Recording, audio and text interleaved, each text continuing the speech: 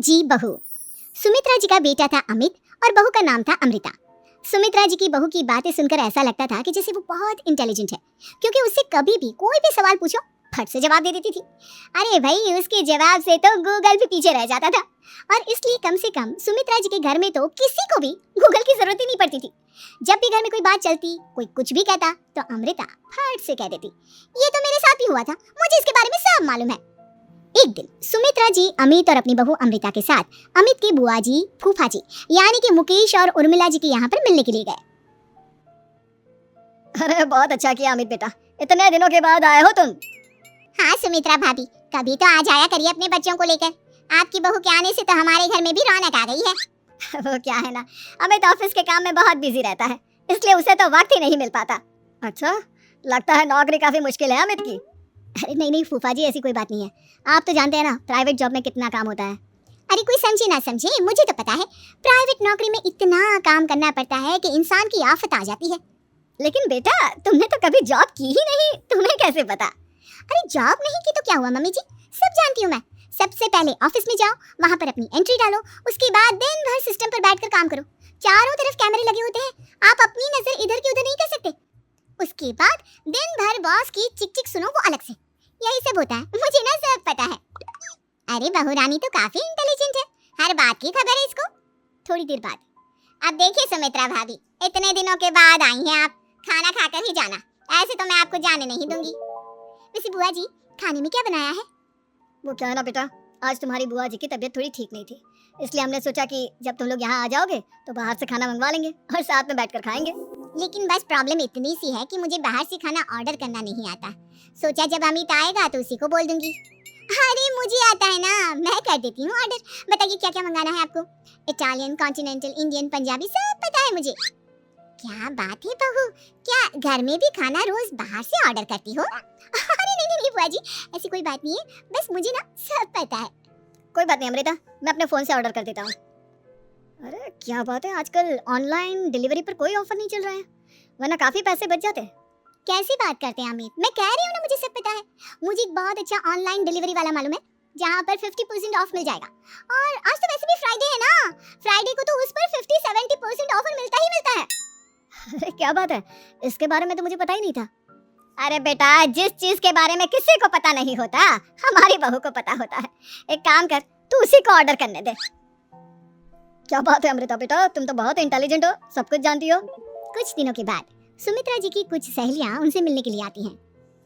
अरे सुमित्रा बहन कैसी हो, बहू कैसी है तुम्हारी? अरे पूछिए मत, बहुत इंटेलिजेंट है मेरी बहू, सब कुछ जानती है। क्या बात है, बहू के आने के बाद तो औरतें दुखी हो जाती है, लेकिन तुम तो बहुत खुश लग रही हो। वो क्या है ना, मेरी बहू है ही इतनी अच्छी। अरे तो बुलाओ ना, हमारे साथ बैठेगी, बातें करेंगी तो हमें भी अच्छा लगेगा। सुमित्रा जी अमृता को बाहर बुलाती हैं और उसके बाद सब लोग बातें करने लगते हैं। क्या बताऊं, कुछ दिनों से घुटनों में इतना दर्द हो रहा है कि चला भी नहीं जाता। अब बुढ़ापे में तो ये सब चलता ही रहता है, क्या कर सकते हैं। आंटी जी आप योगा करिए, योगा और साथ में ना काले तिल खाया करिए, आपके घुटनों का दर्द भाग जाएगा। लेकिन तुमको ये सब कैसे पता बेटा? अरे मेरे भी घुटनों में दर्द होने लगा था, मैंने योगा किया और काले तिल के साथ गुड़ मिलाकर उनके लड्डू बनाकर खाए, एकदम ठीक हो गए मेरे पैर।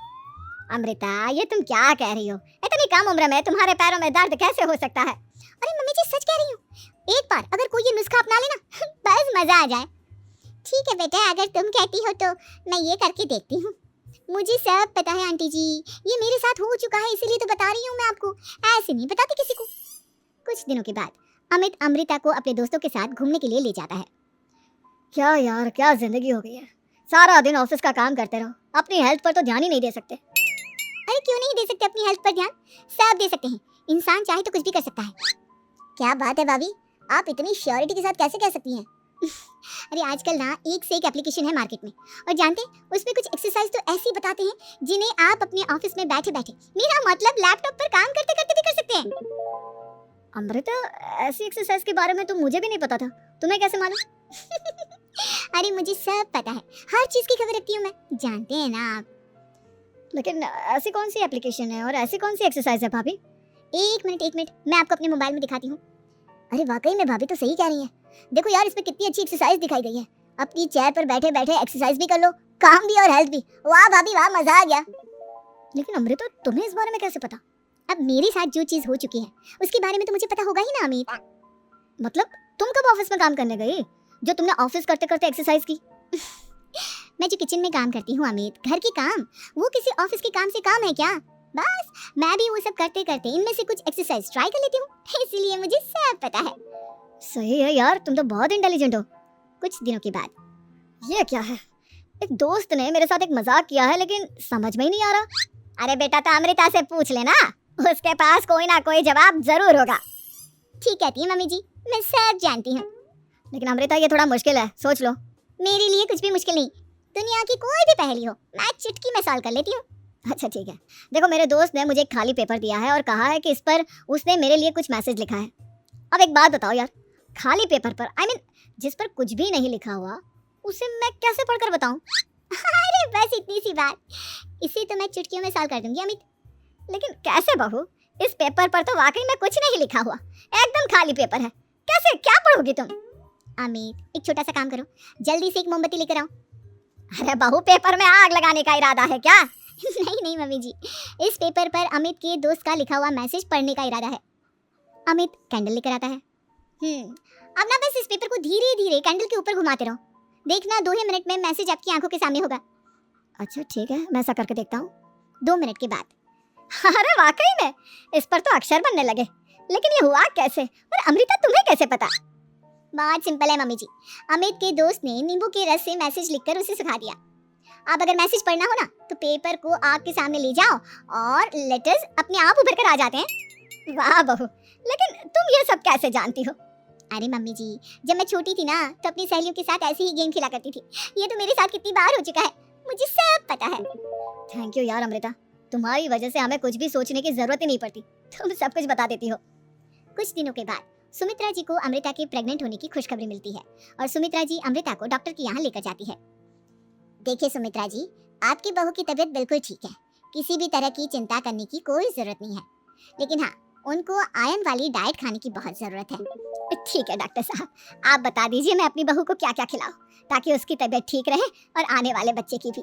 अरे मम्मी जी, इसमें डॉक्टर से पूछने की क्या जरूरत है, किशमिश है, अनार है, पालक है, ये सब खाना चाहिए, आयरन का लेवल बिल्कुल बराबर रहता है। अरे वाह, आपकी बहू तो सब कुछ पहले से ही जानती है। ये तो बहुत अच्छी बात है। देखो आयरन के साथ तुम्हें कैल्शियम भी खाना होगा, जानती हूँ मैं, अगर आयरन की खाली सप्लीमेंट लेते हैं और कैल्शियम नहीं लेते तो बॉडी उसे अच्छे से एब्जॉर्ब नहीं कर पाती, सब पता है मुझे। बहू ये भी मालूम है? हाँ मम्मी जी, आप तो जानती है ना, मुझे सब पता है। आपकी बहू की बातें सुनकर अच्छा लग रहा है, मुझे ऐसी बहुत कम लड़कियां मिलती हैं जिन्हें इतनी नॉलेज होती है, सारे सवालों के जवाब देती है, और हमारे इंडिया में तो वैसे भी हालात बहुत खराब है। बिल्कुल ठीक कह रहे हैं आप डॉक्टर साहब, लेकिन मैं उन लड़कियों की तरह नहीं हूँ, बहुत ख्याल रखती हूँ मैं हर चीज़ का। और जानती हैं आप, हमारे घर में तो किसी को किसी चीज़ के बारे में गूगल करने की जरूरत ही नहीं पड़ती। बिल्कुल ठीक कह रही है अमृता, अरे कुछ भी पूछ लो, इसे सब पता होता है। अरे वाह, तुम तो बड़ी कमाल की लड़की हो। चलो ये तो बहुत अच्छी बात है, लेकिन फिर भी डॉक्टर की सलाह पर पूरा ध्यान देना चाहिए। वैसे क्या चाहिए तुम्हें, बेटा या बेटी? अरे डॉक्टर साहब, कुछ भी हो जाए, बस बच्चा अच्छे से हो जाना चाहिए, मुझे तो दोनों में से किसी से कोई भी परेशानी नहीं। और सुमित्रा जी आप? डॉक्टर मैडम, मुझे तो लड़के और लड़की में कभी भेद करने की आदत ही नहीं है, पोता आए या पोती, मेरे लिए तो दोनों एक बराबर है।